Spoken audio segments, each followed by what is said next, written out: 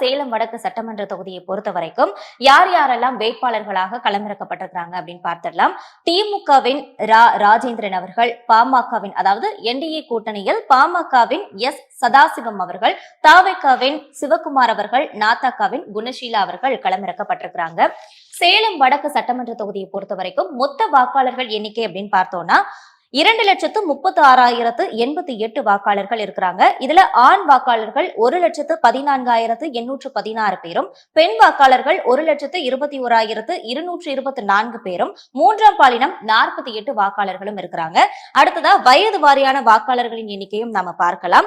தொடர்ந்து சாதி வாரியான வாக்காளர்களின் எண்ணிக்கையும் பார்க்கலாம். இதுல எந்தெந்த சாதியினர் இந்த தொகுதியில் இருக்கிறாங்க அப்படின்னு பார்க்கும் பொழுது வன்னியர், செட்டியார், ஆதி திராவிடர், இஸ்லாமியர், சௌராஷ்டிரா, முதலியார், கிறிஸ்தவர், உடையார், நாயுடு, பூயர், வட இந்தியர், கொங்கு வேளாளர், நாடார், தேவேந்திர குல வேளாளர், பிராமணர், ஆசாரி, பொக்கிஷ கொள்ள நாயக்கர், அருந்ததியர், சோழிய வெள்ளாளர் போன்ற சாதியினர் இந்த தொகுதியில இருக்கிறாங்க. சேலம் வடக்கு சட்டமன்ற தொகுதியை பொறுத்த வரைக்கும் 2021 சட்டப்பேரவை தேர்தலில் எடுக்கப்பட்ட அந்த முடிவுகள் அப்படின்னு பார்க்கும் பொழுது திமுக 51.5%, அஇஅதிமுக 42.8%, நாதக 4% எடுத்திருக்கிறாங்க.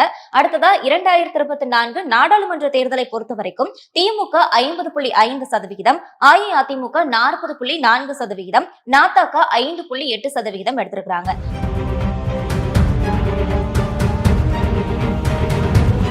தொடர்ந்து 2026 தேர்தலில் நம்முடைய மின்னம்பலத்தின் மெகா சர்வேயின் கருத்து கணிப்பு அப்படின்னு பார்க்கும் பொழுது திமுக 46%, அஇஅதிமுக 34%, தாவேக 15%, நாதக 5% எடுத்திருக்கிறாங்க.